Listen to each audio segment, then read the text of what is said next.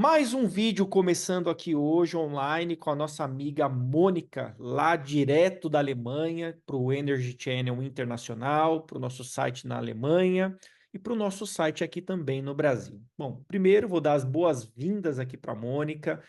Mônica, seja bem-vinda, tudo bem? Tudo bem, Ricardo? Eu agradeço o convite, é um prazer conversar com você.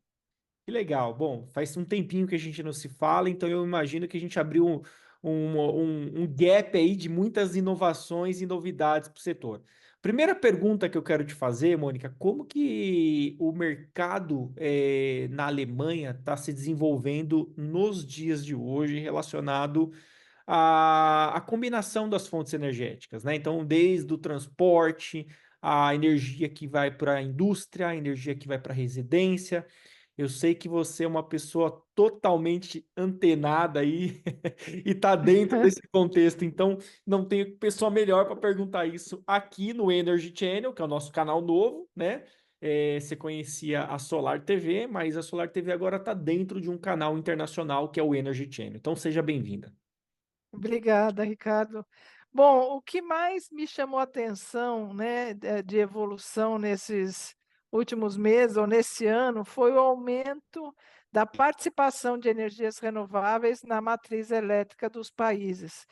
Não só na Alemanha, mas na Alemanha, você sabe que desde a guerra da Ucrânia, os países da Europa comemoram a cada 1% de aumento de energias renováveis na matriz, é comemorado, né? Não é uma meta fácil você partir aí.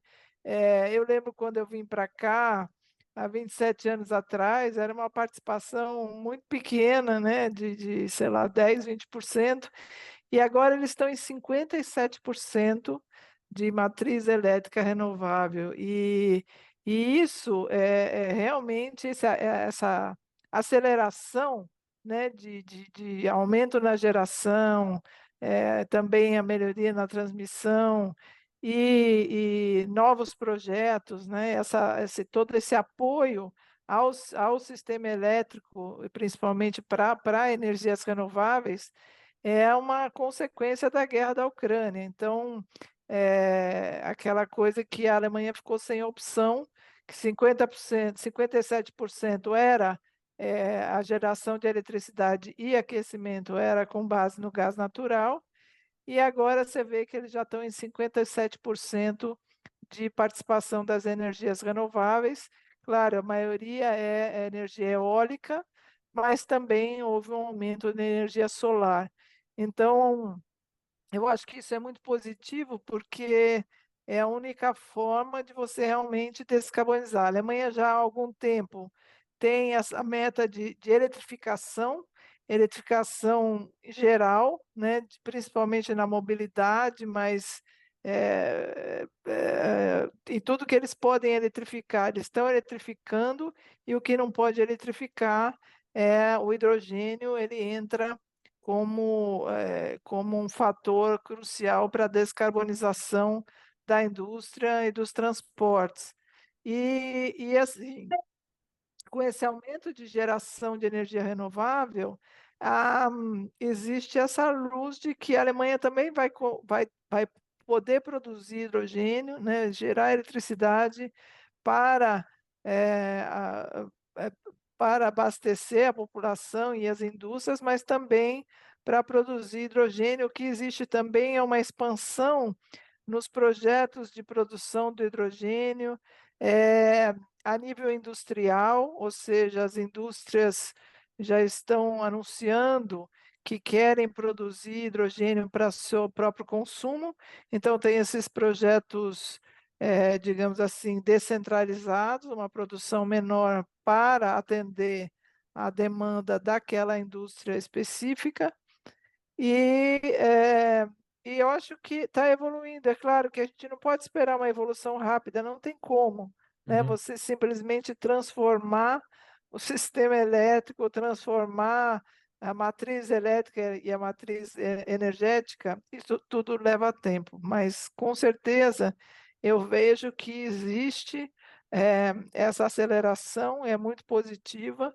E não só na Alemanha, você vê ultimamente essa semana, né, o Reino Unido anunciou que vai que fechou a última usina de carvão. Isso também para mim foi um marco aqui na Europa, assim, impressionante, né, sensacional e relevante, né? Ou seja, eh estão fazendo, né? O Reino Unido, principalmente, demorou para iniciar a descarbonização, mas agora parece que realmente estão levando a sério e fazendo isso em todos os setores, né? Então a gente observa dessa forma. E a indústria também tem se consolidado, né? Se a gente vê, eu vejo a indústria muito forte aqui na Alemanha, a indústria verde, né? A Hum. indústria de equipamentos, componentes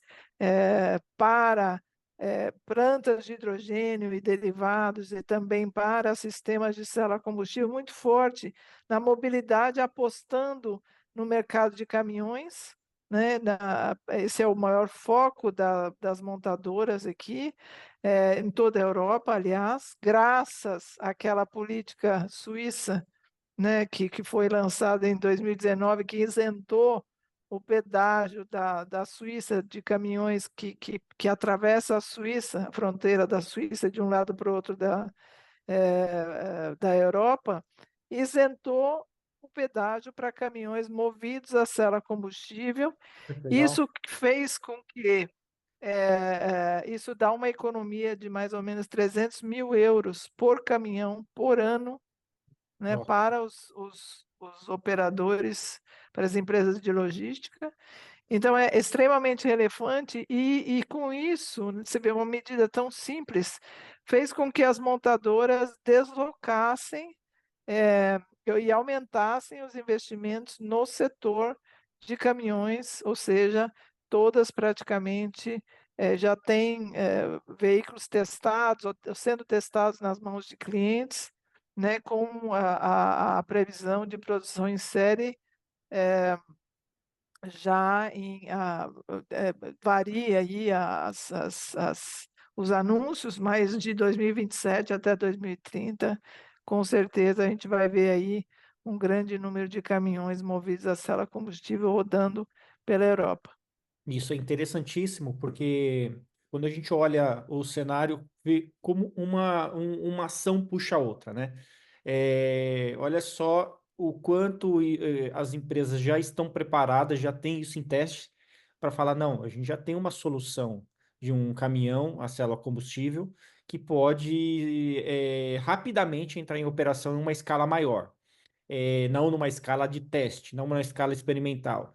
E aí você vê que um incentivo de você simplesmente deixar de pagar o pedágio aí é muito valioso, eu vejo, para quem faz essa operação em toda a Europa, né? De levar mantimentos de um ponto ao outro.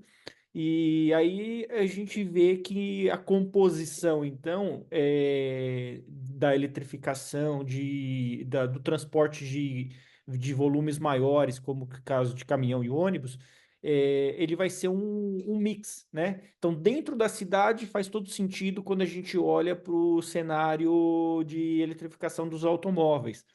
E aí, quando a gente olha para veículos pesados, faz muito sentido quando a gente vai, então, para essas soluções. Aí a pergunta que eu te faço isso tem impulsionado o avanço também dos pontos de recargas, né? Porque isso vai puxar toda uma cadeia. Primeiro, a gente está falando de hidrogênio verde, a gente está falando de combustível que vai ter que ser alimentado ou através de uma fazenda solar ou de uma fazenda eólica a princípio, né? Então vai impulsionar também novas unidades produtoras para geração de hidrogênio.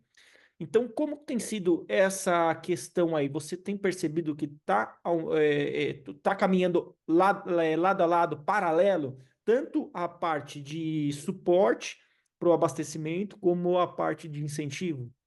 Sim, com certeza.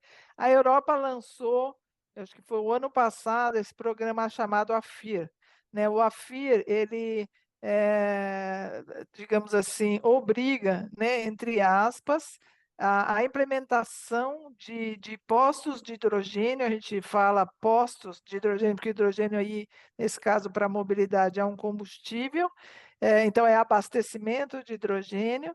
A gente fala recarga para veículos elétricos, né? Mas fala abastecimento para veículos a hidrogênio. Então, esse AFIR, ele obriga as cidades, os países europeus, todos os países, 27 países do bloco, a instalarem pelo menos um posto público, né, de abastecimento de hidrogênio, tanto para caminhões quanto para veículos de passeio e ônibus, ou seja, até há pouco tempo só existia para ônibus e veículos de passeio, e agora os novos postos, e aqueles também que já existem, têm que instalar um dispenser para caminhões.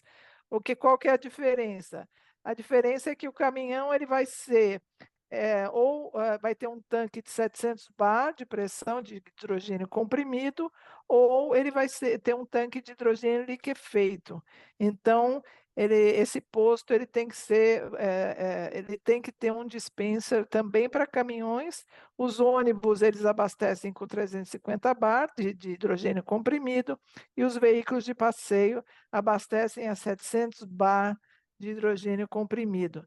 Então, essa obrigatoriedade é que em todo centro urbano tenha um desses postos públicos, e na rede transeuropeia de transportes, a cada 200 quilômetros tenha um posto de abastecimento de hidrogênio. Então, esse programa já está em vigor, né, como eu falei, se não me engano, desde o ano passado, ou de 2022, agora não tenho na memória o ano, mas de qualquer forma essa implementação está avançando. E muito interessante é que as empresas de gases industriais, ou seja, no Brasil, como a gente conhece, Air Liquide, Air Products, White Martins, Linde, elas fornecem, elas investem no CAPEX da implementação da estação de abastecimento, mediante a um consumo mínimo de 1 tonelada de hidrogênio por dia. Ou seja, as regiões ou as indústrias, elas não precisam mais pagar pela implementação de um posto de abastecimento que é alto, né? Mas sim, as empresas de gases fazem isso e investem nos equipamentos, na implementação da estação, e recuperam seu investimento no preço do hidrogênio. E aí também tem uma novidade, que aqui na Alemanha, eles estão fazendo que o hidrogênio verde seja mais barato. Existe um subsídio para que as estações, os postos de abastecimento que têm hidrogênio verde, né, ou seja, a partir da eletrólise da água e através de geração de energias renováveis, ele é mais barato, cerca de 2 euros mais barato, né? O hidrogênio em si ele custa de 13 a 14 euros o quilo aqui na Europa, e o hidrogênio verde pode custar em torno de 11 euros o quilo. Uhum. Aí você fala, puxa, mas é caro, né? 11, 13, 14 euros é muito caro. Mas se for multiplicar, o tanque de hidrogênio dos veículos é menor do que um tanque de combustível convencional, né? Por A exemplo, conta é outra, né?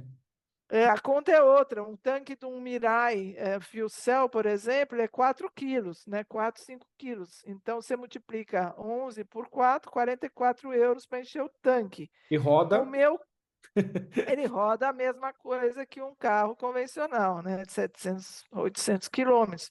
O meu carro, para rodar isso, eu pago 100 euros para encher o tanque de diesel. Infelizmente, ainda tenho um carro a diesel. Mas você vê, já é metade, né? Porque por causa da eficiência do sistema de célula combustível, do conteúdo energético do hidrogênio. Então, a conta é outra, é realmente mais barato. Não é como a gente calcula em litros, né? Uhum. Que a gente vê aí o litro de gasolina, o litro de diesel, para o hidrogênio é em quilos, né? Uhum. Em quilos, só que o tanque é bem menor, então realmente fica praticamente a metade Tô do, falando em do quarenta preço. e quatro euros para 100 euros para rodar a mesma quilometragem. Exatamente. Legal, bacana. E zero poluição, né? Quando a gente olha para esse cenário. Então, quer dizer, é uma combinação, né? Além disso, o carro 100% elétrico também está sendo muito bem aceito também na Alemanha, né? Com certeza. O elétrico é um caminho sem volta aqui, né? E realmente, como você disse, a tendência é que para veículos menores, que exige uma autonomia menor, né? E também um tempo de abastecimento maior, ou seja, que a recarga de veículos elétricos ela exige maior tempo, né? Então, para pequenas distâncias e veículos de menor potência, se usa o puramente elétrico, e para longas distâncias e veículos pesados, né?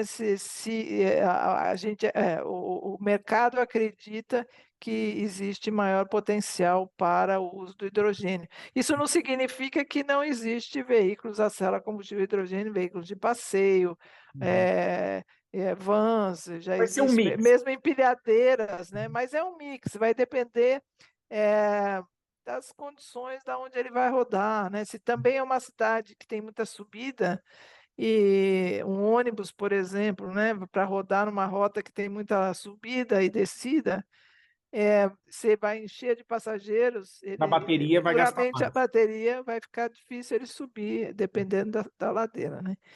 Então, vai depender, depende muito, a aplicação depende muito da rota, mas é importante lembrar que não existe, né, concorrência entre os veículos puramente elétricos e os veículos a célula combustível, porque os veículos a célula combustível são veículos elétricos, né? Exato. Todo o sistema de powertrain é elétrico e existe essa sinergia dos componentes, ou seja, você precisa, nos dois casos, de bateria, menos bateria para o hidrogênio, claro, mas precisa de bateria, você precisa de conversor, de inversor, precisa de motor elétrico.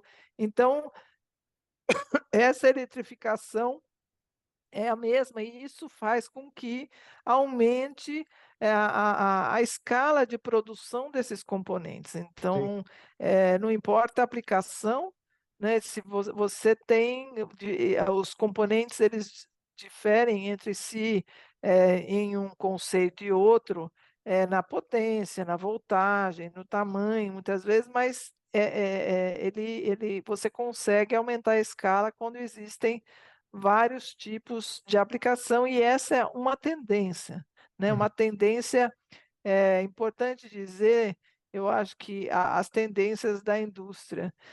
Eu tenho observado que as montadoras, por exemplo, como Toyota, Honda, elas fornecem não só veículos movidos a célula combustível, mas também sistemas a célula combustível.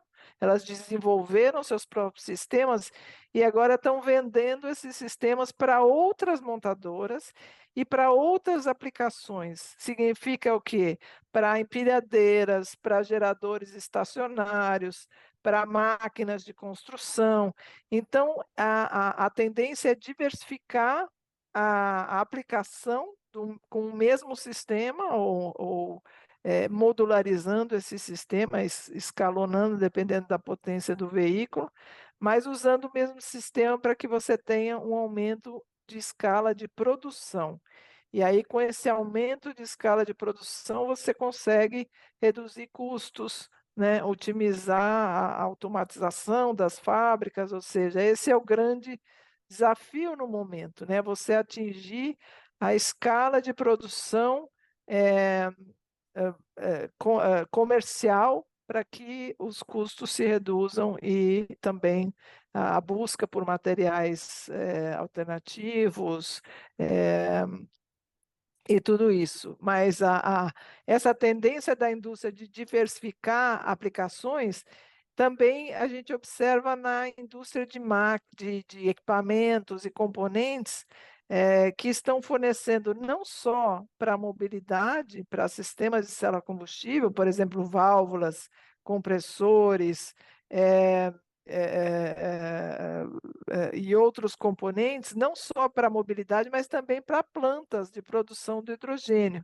Então, a empresa, uma Bosch, por exemplo, você vê que eles têm o portfólio completo, que vai desde sistemas de purificação de água, compressores, tanques de armazenamento, válvulas, sistemas de controle eletrônico, ou seja, eles aumentaram essas indústrias tradicionais do setor de autopeças, digamos assim, aumentaram seus portfólios para atender essa demanda gigante, anunciada aí de cerca de 200 gigawatts de capacidade de eletrólise anunciada no mundo inteiro.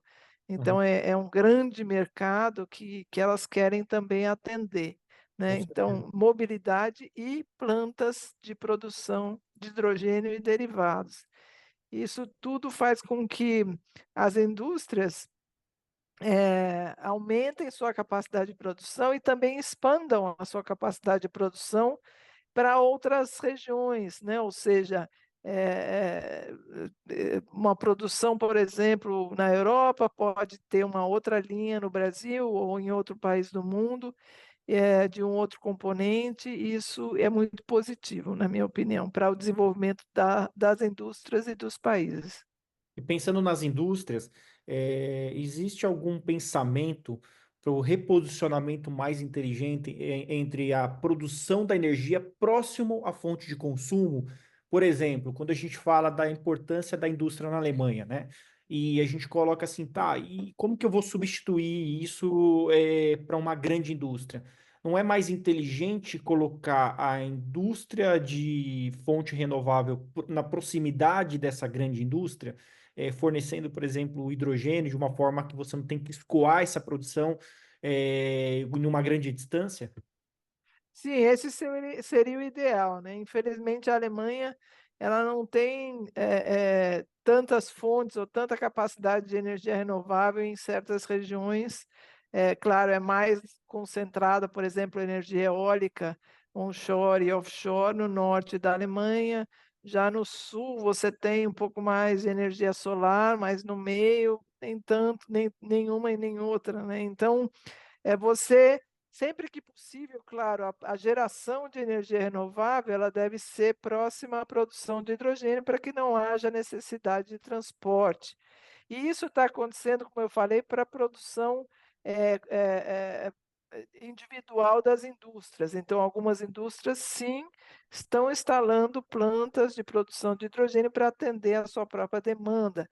Mas é claro que aí, se existe uma indústria, por exemplo, siderúrgica, ela não consegue instalar uma planta tão grande, né, a não ser se ela estiver bem no norte da Alemanha, próximo de uma, de uma planta aí, ou eh, ou de um perto próximo ao mar, onde ela tem acesso à energia eólica offshore, porque a demanda do setor siderúrgico é gigante, né. Uhum. A demanda do setor de aviação é gigante.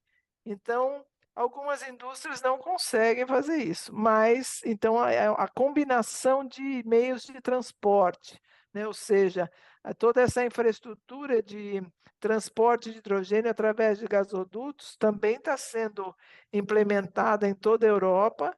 Existe esse aproveitamento dos gasodutos de gás natural para Uhum. a distribuição de 100% de hidrogênio. Você sabe que não se fala mais em mistura, mas sim, a indústria falou o seguinte, já há uns 3 anos atrás: "Eu não quero a mistura, eu quero ou 100% de hidrogênio ou 100% de gás natural", Ah, porque tá. eles teriam que fazer uma transformação muito grande nos equipamentos, então eles, realmente fizeram com que a política toda, governamental seja, focada na implementação de novos gasodutos para hidrogênio e também no aproveitamento dos gasodutos existentes para a distribuição de 100% de hidrogênio. E isso é possível na maioria da infraestrutura existente, com apenas algumas modificações dos compressores, ou seja, mais o material do gasoduto, É a um maior custo parte menor do deles é possível. retrofit disso que já está disponível. Exatamente. né? Então, assim, você tem uma combinação de transporte por gasodutos, Uhum, transporte por fluvial. Então, no Rio Reno, você tem esse projeto Rhine, que as barcaças que saem lá do porto de Roterdã e vão até Gênova, na Itália, elas vão transportar o hidrogênio em containers e também usar o hidrogênio como combustível.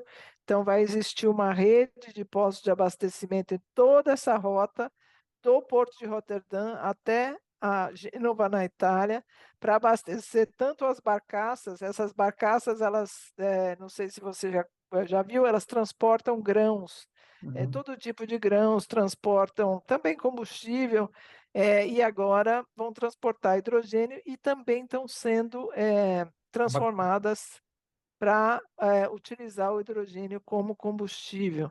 Então, esse transporte fluvial vai ser utilizado, transporte ferroviário vai ser utilizado para transportar hidrogênio, e o rodoviário. Então, é uma combinação de produção industrial e transporte por gasodutos, por ferroviário, por rodoviário, dada a grande demanda, né, da indústria por energias renováveis. Então, você tem essa política europeia também dos RFNBO, que são Renewable Fuels of Non-Biological Origin, que é combustíveis renováveis de origem não biológica.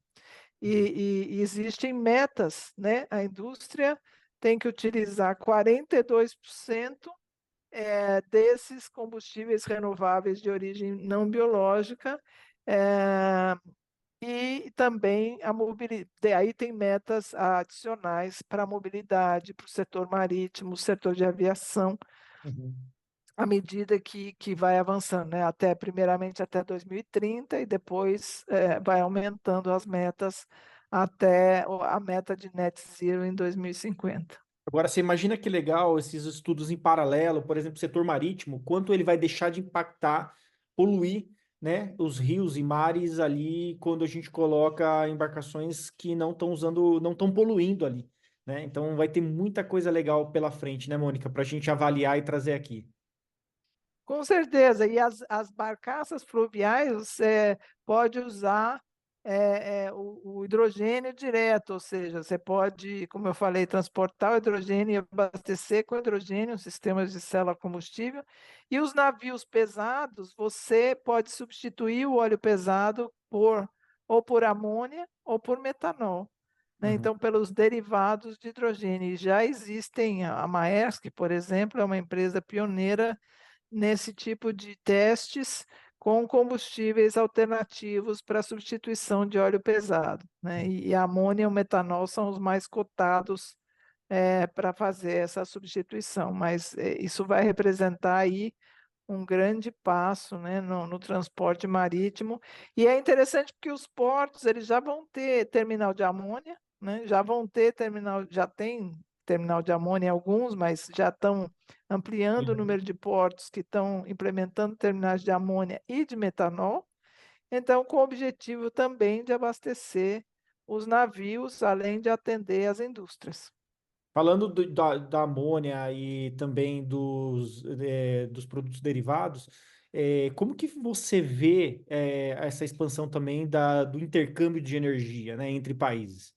Não só no polo europeu, mas também atravessando o continente ali e fazendo negócio. Eu acho que o intercâmbio de energia, ele é muito mais,